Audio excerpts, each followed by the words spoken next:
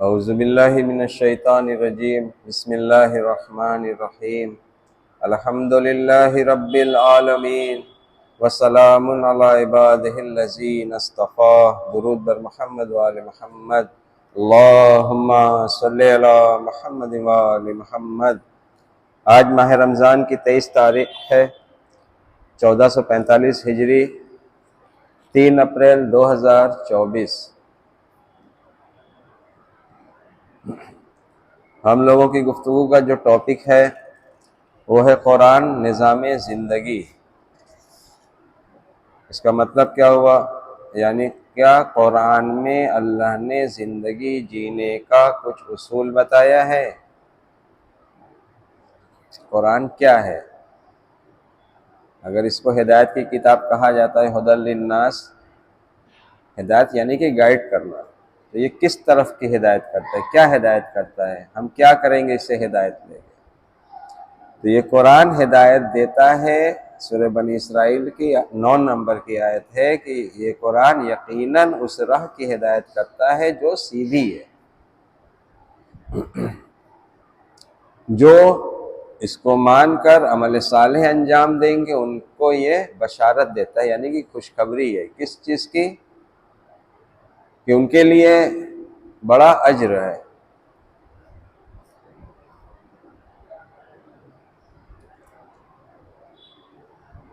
تو یہ راہ جس راہ کی ہدایت کرتا ہے وہ سیدھی ہے، تو وہ سیدھی راہ قرآن کے زاویے سے وہ صراط مستقیم ہے جو بالکل سیدھی راہ ہے، جس کی ہم سورہ حمد میں اللہ کے رسول صلی اللہ علیہ وسلم نے اللہ کے حکم سے بتایا کہ ہمیں کیسے اللہ سے ہدایت طلب کرنی ہے اور کس چیز کی ہدایت طلب کرنی ہے۔ تو سورہ حمد جب ہم پڑھتے ہیں، بسم اللہ کے بعد اللہ کے حمد و ثنا، اس کی ربوبیت، اس کی مالکیت، اس کی رحمانیت سب اقرار کرتے ہوئے پھر اس سے کہتے ہیں ایاک نعبد و ایاک نستعین، ہم تیری ہی بندگی کریں گے یا کرنا چاہتے ہیں اور تجھی سے استعانت چاہتے ہیں۔ اہدنا الصراط المستقیم، ہمیں صراط مستقیم کی ہدایت فرما۔ صراط مستقیم کی جو ہدایت ہم مانگ رہے ہیں، کس لیے مانگ رہے ہیں؟ اللہ کی عبادت کے لیے۔ تو یہ قرآن سورہ بنی اسرائیل کی جو 9 نمبر ہے کہ یہ قرآن یقیناً اس راہ کی ہدایت کرتا ہے جو بالکل سیدھی ہے، یعنی کہ یہ صراط مستقیم کی ہدایت کرتا ہے، اور اس پہ ہم جب مانتے ہوئے اس کی ہدایت کو تسلیم کرتے ہوئے جب ہم عمل بجا لائیں گے، وہ عمل میرا عمل صالح ہوگا، اور وہی میرے لیے خوشخبری ہوگی کہ آخرت میں میرے لیے اجر ہے۔ یہاں پہ ایک بات اور کرتے جائیں، یہ تقریباً روز ہی بات ہو رہی ہے کہ یہ قرآن کتاب ہدایت ہے۔ یہ سورہ 9 نمبر کی آیت بھی پڑھی سورہ بنی اسرائیل کی، اس میں ماہ رمضان کی جو آیت ہے شہر رمضان الذی انزل فیہ القرآن ھدی للناس وبینات من الھدی والفرقان، تو ہر جگہ قرآن کا انٹروڈکشن اس کی ہدایت سے ہی ہو رہا ہے۔ اور افسوس کی بات یہ ہے کہ ہم تمام امت مسلمہ کے جو عالم ہیں، علماء ہیں، ہم ان کو علماء سو بھی نہیں کہہ سکتے کیونکہ وہ اچھے کام بھی انجام دیتے ہیں، اور ایک طرف یہ بھی کہتے ہیں کہ قرآن ہمارے سمجھنے کی چیز نہیں ہے، قرآن سے انسان ہدایت نہیں لے سکتا۔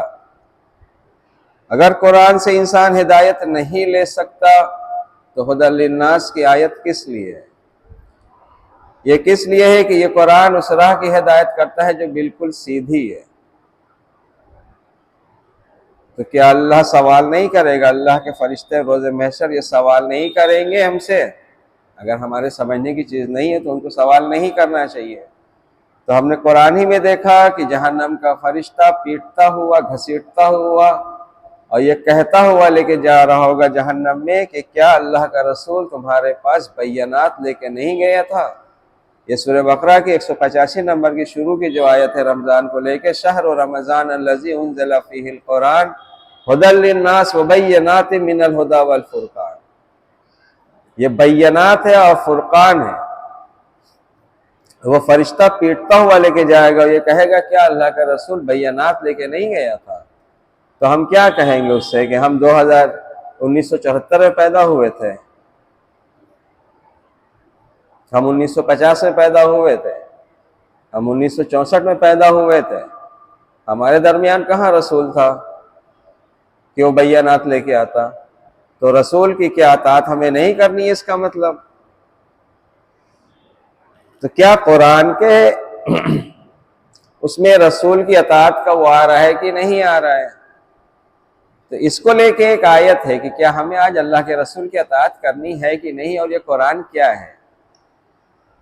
سورہ نساء کی 59 نمبر کی آیت ہم پڑھتے ہیں، روز ہی پڑھ رہے ہیں ادھر، یا ایھا الذین آمنوا اطیعوا اللہ واطیعوا الرسول واولی الامر منکم۔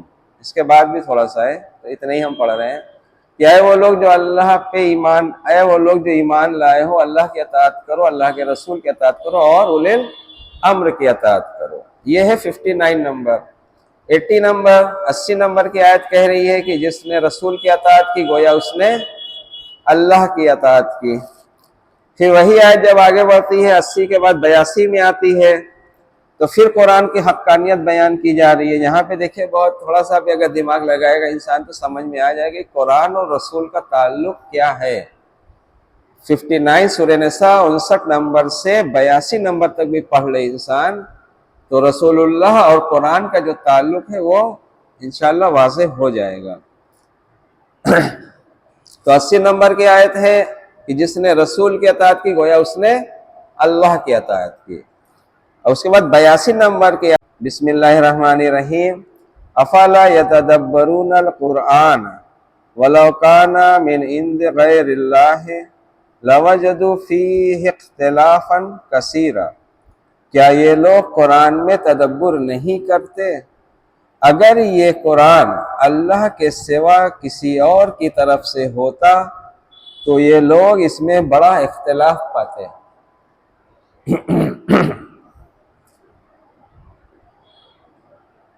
یعنی کہ یہ کیا بتایا جا رہا ہے ہمیں کہ یہ قرآن اگر اللہ کی طرف سے نہیں ہوتا تو اس میں بہت اختلاف پایا جاتا۔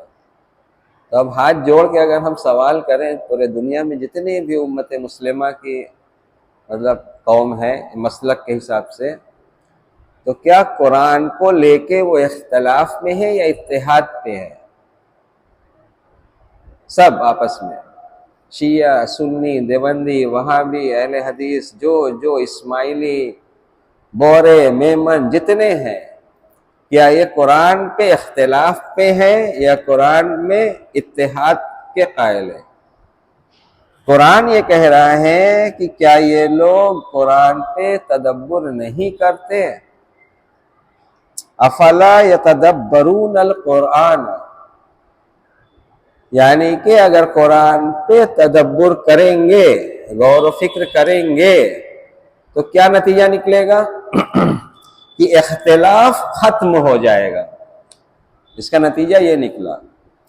کیوں ختم ہو جائے گا؟ کیونکہ اللہ کی طرف سے یہ قرآن نازل کیا گیا ہے۔ اور اختلاف کی وجہ کیا ہوتی؟ اگر یہ قرآن اللہ کی طرف سے نہیں ہوتا تو اس میں تم لوگ بہت اختلاف پاتے۔ تو یہ کیا دلیل بنا کہ قرآن میں اختلاف نہیں ہے؟ تو پھر قرآن کی بات اگر 10 لوگ کر رہے ہیں تو 10 کی بات ایک کیوں نہیں ہے؟ دو ہی چیز ہو سکتی ہے، یا تو یہ قرآن معاذ اللہ ہم مان لیں کہ اللہ کی طرف سے نہیں ہے، کہ اس میں اختلاف بہت ہے، قرآن میں ہر مسلک کا الگ الگ اختلاف ہے، تو یہ اللہ کی طرف سے نہیں ہے۔ یا دوسری بات کہ قرآن تو اللہ کی طرف سے برحق ہے، آپ قرآن میں تدبر نہیں کر رہے، آپ کا تدبر سب الگ الگ ہے، تبھی آپ کے درمیان اختلاف ہے۔ دو میں سے ایک ہی بات ہو سکتی ہے۔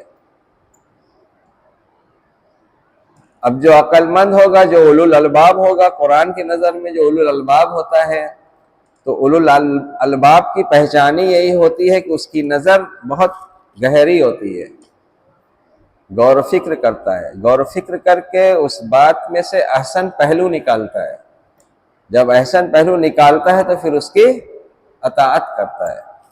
اور یہ قرآن سورہ نساء کی 59 نمبر سے لے کے 82 نمبر تک جو ہم نے بتایا، اگر اس کو پڑھیں گے تو اس میں رسول کی اطاعت کی بات آ رہی ہے، اللہ کی اطاعت کی بات ہے، صاحبان امر کی اطاعت کی بات ہے۔ تو اس میں یہی ہے کہ اگر تم قرآن میں غور کرو گے، تدبر کرو گے، تمہیں رسول کی اطاعت نظر آئے گی کہ تمہیں رسول کی اطاعت کرنی ہے تو کیا کرنا ہے۔ آج ہم رسول کی اطاعت کیسے کر رہے ہیں، ہم کیا سمجھ رہے ہیں؟ مثلا کوئی یہاں ہاتھ باندھ کے نماز پڑھ رہا ہے، وہ کہہ رہا ہے کہ ہم رسول کی اطاعت کر رہے ہیں۔ کوئی اس کے نیچے ہاتھ باندھ رہا ہے، وہ کہہ رہا ہے ہم رسول کی اطاعت کر رہے ہیں۔ کوئی اس کے نیچے باندھ رہا ہے، وہ کہہ رہا ہے کہ ہم رسول کی اطاعت کر رہے ہیں۔ کوئی ہاتھ چھوڑ کے نماز پڑھ رہا ہے، وہ کہہ رہا ہے کہ ہم رسول کی اطاعت کر رہے ہیں۔ اچھا، یہاں میں بتا دیں کہ ہاتھ چھوڑ کے صرف اہل تشیع نہیں پڑھتے ہیں، اہل سنت میں بھی جو 4 امام ہیں اس میں جو مالکی ہیں شاید، تو ان کے یہاں بھی ہاتھ چھوڑ کے ہی نماز پڑھتے ہیں۔ یہ جب ہم حج پہ گئے تھے تب میں نے دیکھا تھا کہ وہ بھی ہم لوگوں کی طرح ہاتھ چھوڑ کے نماز پڑھتے ہیں۔ بہرحال جب رسول کی سنت کی بات آتی ہے تو ہم لوگ یہی سب کرتے ہیں۔ کوئی تراویح پڑھتا ہے تو تراویح پڑھنے والا سوچتا ہے کہ 8 رکعت سنت ہے کہ 12 رکعت کی 20 رکعت، اس میں الجھائے، کوئی کسی میں الجھائے، کسی میں الجھائے۔ تو کیا قرآن جو رسول کی اطاعت کی دعوت دے رہا ہے تو وہ یہی ہے، اللہ کی اطاعت کرو، اللہ کے رسول کی اطاعت کرو، صاحبان امر کی اطاعت کرو، تو وہ کیا ہے اطاعت؟ تو اس کے لیے بتایا تھا کہ جو 80 نمبر کی آیت بتا رہی ہے کہ جس نے رسول کی اطاعت کی اس نے اللہ کی اطاعت کی۔ اس کا مطلب اللہ کی اطاعت کا کیا؟ اللہ کی اطاعت یعنی کہ جو اللہ کا حکم ہے اس کو ماننا۔ مثلا یہ الگ الگ دن کا الگ الگ رہتا ہے تو تھوڑا تھوڑا اس میں جوڑنے کے لیے بات کر دیں۔ تو اللہ کا حکم کیا ہے کہ اس کے ساتھ کسی کو شریک نہ کرنا۔ اللہ کا حکم یہی تھا نا کہ رسول ان سے کہہ دو کہ میرے علاوہ کسی کی بندگی نہ کرے، تو رسول اللہ نے کہا اللہ تعبدوا الا اللہ، یہ اللہ کا حکم ہے۔ تو اللہ تعبدوا الا اللہ مطلب یعنی کہ اللہ کے حکم کے علاوہ کسی اور کے حکم کی اطاعت نہ کرنا۔ تو اللہ کا حکم کیا ہے؟ والدین کے ساتھ حسن سلوک کرنا۔ تو یہ اللہ کا حکم کون دے رہا ہے؟ اللہ کا رسول دے رہا ہے ہمیں۔ تو ہم نے جب رسول اللہ کی اطاعت کی تو یہ اللہ کی اطاعت ہو گئی۔ وہی 80 نمبر کی آیت بتاتی ہے سورہ نساء کی کہ جس نے رسول کی اطاعت کی گویا اس نے اللہ کی اطاعت کی۔ بہرحال جب 82 نمبر کی آیت ہے کہ کیا یہ لوگ قرآن میں تدبر نہیں کرتے؟ افلا یتدبرون القرآن، اور اگر یہ اللہ کے سوا کسی اور کی طرف سے ہوتا تو یہ لوگ اس میں بڑا اختلاف پاتے۔ تو کیا آج قرآن میں اختلاف ہے یا نہیں ہے ہر مسالک کے درمیان؟ یا تو مسالک کی فکر غلط ہے جو اختلاف پیدا کر رہی ہے، یا پھر قرآن معاذاللہ غلط ہے یا اللہ کی طرف سے نہیں ہے، دو میں سے ایک ہو سکتا ہے۔ بہرحال یہ قرآن بلاتا ہے اللہ کی طرف۔ یہ قرآن کیا کرتا ہے؟ بہت سارا کام کرتا ہے۔ اس میں جو ہم نے بتایا تھا جیسے کہ یہ ہدایت کرتا ہے، اللہ کی اطاعت کرو، اللہ کے رسول کی اطاعت کرو، اولی الامر کی اطاعت کرو۔ کس کی اطاعت نہیں کرنی ہے یہ بھی یہ بتاتا ہے۔ اب جیسے ہم لوگ آیت الکرسی پڑھتے ہیں، سورہ بقرہ کی 255 نمبر سے شروع ہوتی ہے آیت الکرسی، تو اسی کے درمیان میں ایک آیت آتی ہے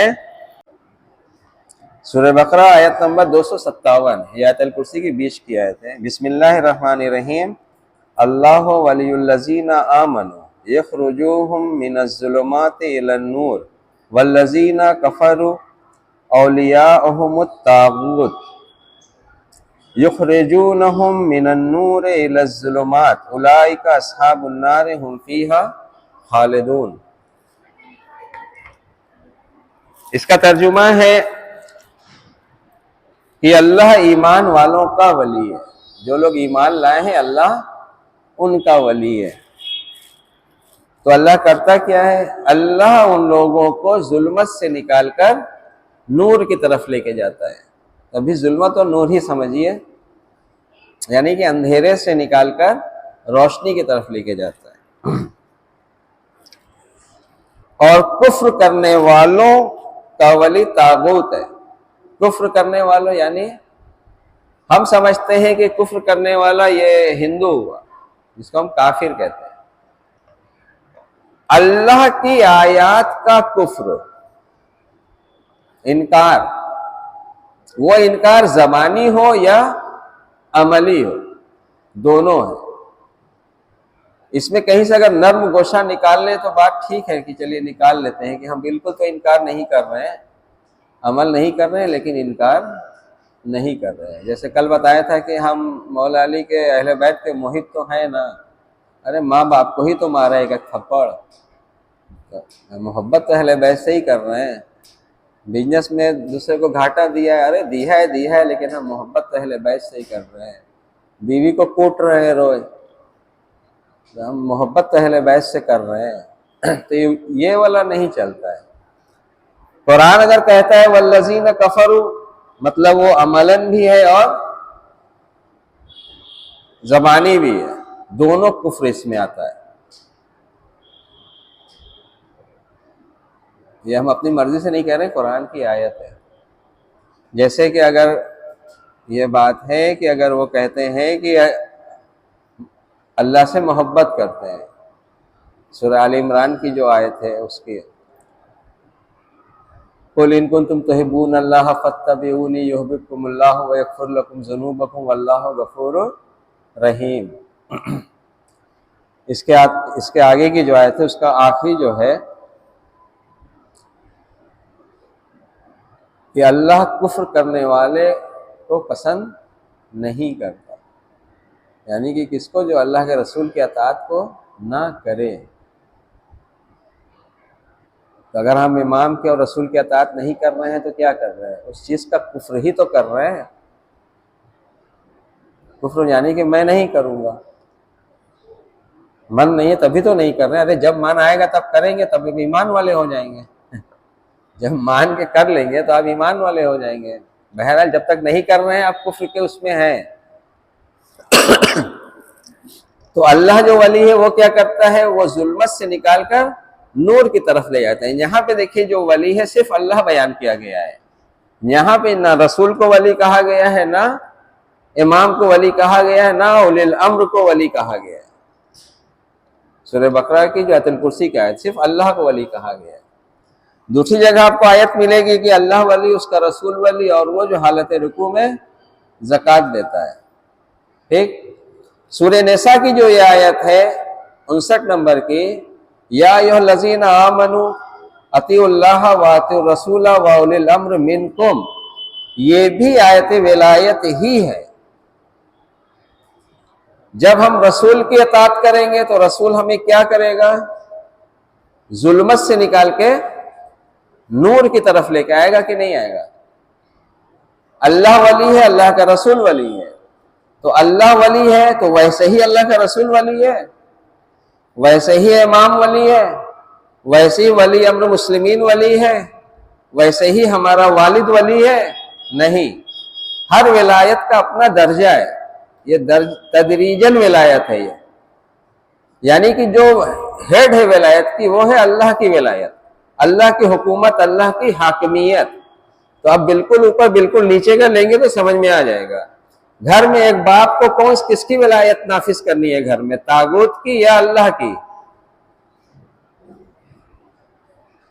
جسے بچوں کے اوپر ہے کہ ماں باپ کی وہ بات نہیں ماننا جو اللہ کے حکم کی خلاف ورزی کرتی ہو، لیکن ان کے ساتھ حسن سلوک کرنا ہے۔ تو اللہ کے حکم جو خلاف ورزی کرتی ہے، والدین کی وہ بات نہیں ماننا ہے، جبکہ باپ میرا بچوں کا ولی ہے۔ تو اس نے ولی اپنے ولی، باپ ولی کی کون سی بات ٹھکرائی؟ کہ جو اللہ کے حکم کی خلاف ورزی کرتی ہے۔ یعنی کہ یہ بات جا کے ملے گی کہاں؟ کہ ہم ابا آپ کی وہی بات مانیں گے جو اللہ کا حکم ہے، وہاں تک مانیں گے، اس کے علاوہ جو بات ہے ہم معذرت آپ کی ہم نہیں مان سکتے، ہم بدسلوکی بھی نہیں کریں گے آپ کے ساتھ، لیکن ہم وہ بات نہیں مانیں گے، اس کو ہم تسلیم نہیں کر سکتے، یہ کہنا ہے۔ تو یہ کہاں تک جائے گی یہ بات؟ طاغوت کا انکار۔ طاغوت کیا ہوتا ہے؟ طغا، طغیان۔ جیسے ایک مثال بتایا تھا، ندی بہہ رہی ہے تو ندی اپنی جگہ پہ بہہ رہی ہے آرام سے، جب طغیانی آئے گی ندی میں تو کیا ہوگا؟ پانی کنارے سے ہر چیز کو تباہ کرنے لگے گا جب طوفان پہ آئے گی ندی، تو اسی کو طغیان کہا جاتا ہے۔ تو طغا یعنی کہ جو اللہ نے قانون بنایا تھا، جو حد بنائی تھی، سب اسی میں چل رہے تھے آرام سے، اب ایک کو ہوا کہ نہیں ہم یہ والا نہیں کریں گے۔ جیسے مثلا اگر کوئی اللہ کی راہ سے دور کر رہا ہے تو یہ طغیان پیدا کر رہا ہے یا نہیں کر رہا ہے؟ جیسے والد نے منع کیا کہ یہ والا کام مت کرو، اور تھا صحیح کام، مثلا پڑوسی کو ہم کچھ دینا چاہ رہے تو انہوں نے کہا کہ مت دو، تمہارا مال کم ہو جائے گا، تو ہمیں مان لینا ہے؟ نہیں ماننا ہے۔ تو یہ کیٹیگری آپ کی اوپر بڑھتے بڑھتے والد کی جو بات نہیں ماننا ہے وہ یہ ہے، اس کے اوپر کچھ لوگ معاشرے میں آئیں گے جو اللہ سے دور کریں گے، اللہ کے حکم سے ان کی نہیں ماننا ہے، کچھ علماء سو کی پگڑی لگا کے آئیں گے جو اللہ کی راہ سے دور کرنے کی کوشش کریں گے، ان کی وہ بات نہیں ماننی ہے، کچھ اس کے اوپر سے آئیں گے جو اللہ کی راہ سے دور کریں گے، طغا کروائیں گے، ان کی پیروی نہیں کرنی ہے۔ تو اس طرح سے آپ کو انکار بھی کرنا ہے، ہر جگہ تسلیم نہیں ہے۔ اللہ کے دین میں ہمیں جو سکھایا جا رہا ہے تو ہر جگہ تسلیم نہیں ہے۔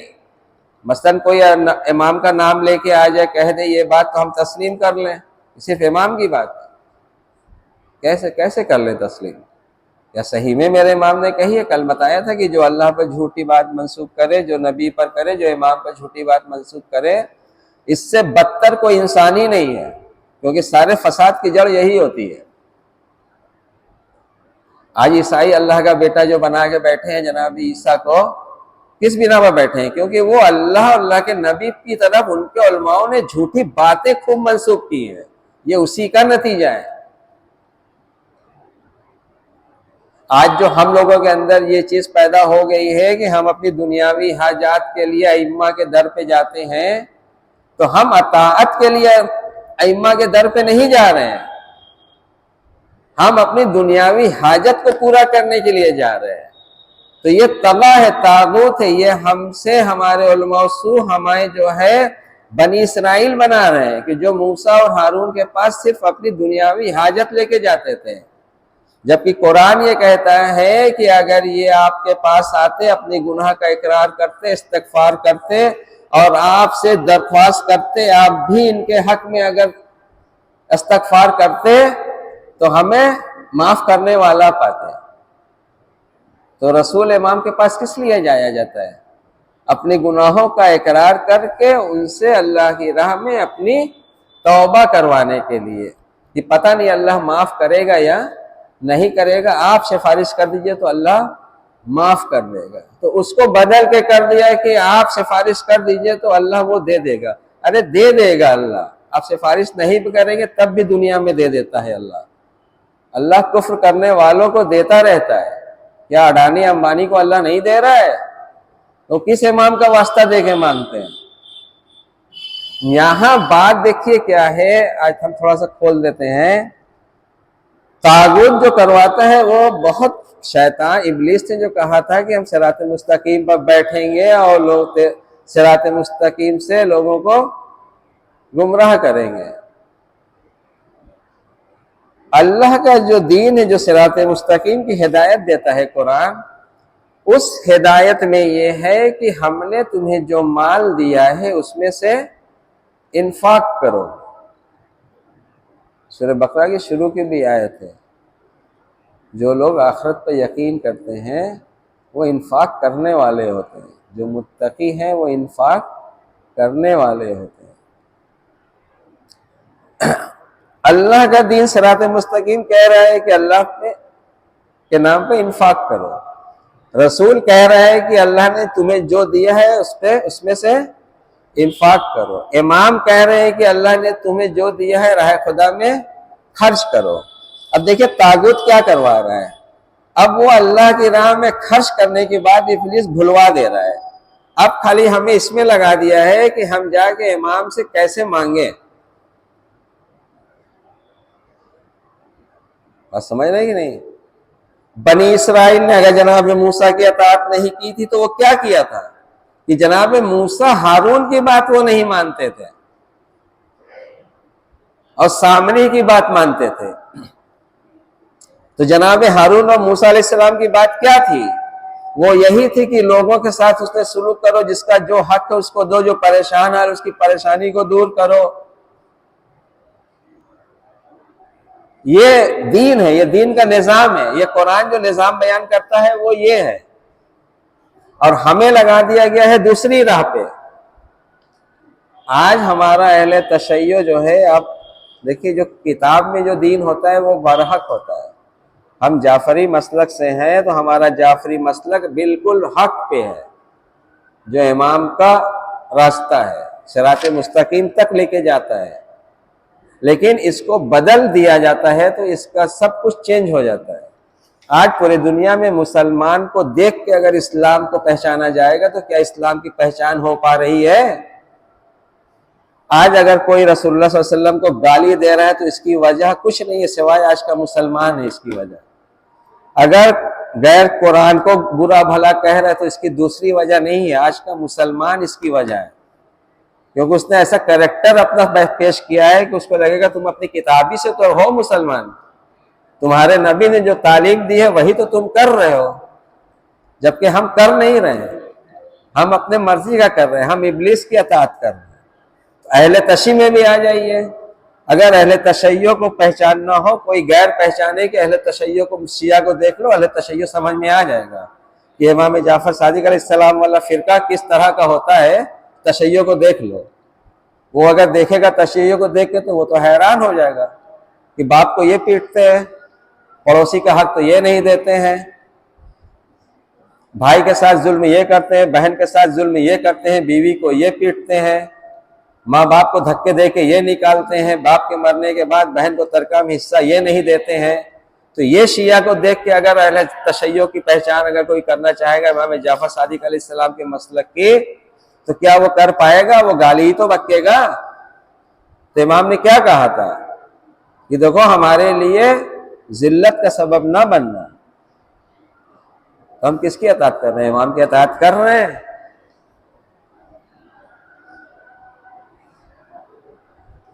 یہ کیسے انسان، کتنی بات ہم کر سکتے ہیں، کیا کر سکتے ہیں؟ جتنی اللہ نے طاقت دی ہے اتنی ہی بات کر سکتے ہیں، اس سے زیادہ تو کر نہیں سکتے ہیں.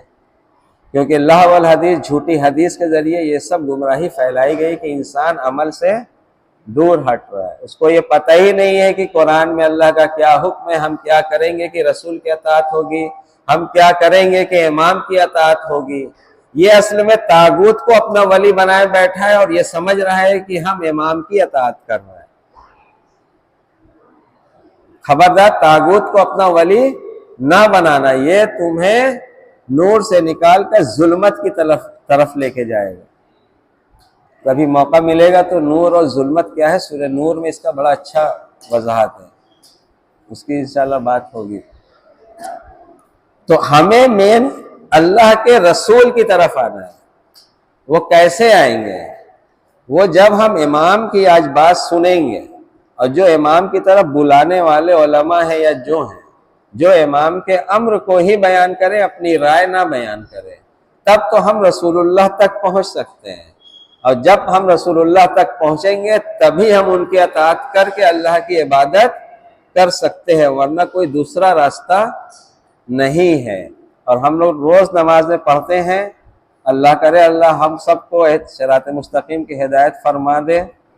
جو کہتے ہیں کہ ایاک نعبد و ایاک نستعین اہدنا الصراط المستقیم صراط الذین انعمت علیہم، تو جن پر اللہ نے انعام کیا ہے ان کا راستہ ہی صراط مستقیم ہے. اور ان کے ساتھ اگر ہمیں ہونا ہے تو ہمیں اللہ کے رسول کی اطاعت کرنی ہے. جب ہم اللہ کے رسول کی اطاعت کریں گے تو ہم خود بخود ان کے ساتھ ہو جائیں گے جن پر اللہ نے انعام کیا ہے. تو اللہ نے جن پر انعام کیا ہے ان کے ساتھ ہونا ہے ہمیں کس لیے؟ تاکہ ہمیں اللہ کے رسول کی اطاعت کرنی ہے. ہمیں آج امام زمانہ کے ساتھ اگر ہونا ہے، ہم انتظار کر رہے ہیں تو کس لیے؟ کہ امام زمانہ ہم سے اللہ کے رسول کی اطاعت کروائیں گے. بس امام کی اطاعت کرو، اطاعت کو پتہ نہیں ہے کیا کرنا ہے. چلیے انشاءاللہ باقی کل. وآخر دعوانا الحمدللہ رب العالمین. درود بر محمد وآل محمد. اللہم صلی علی محمد وآل محمد.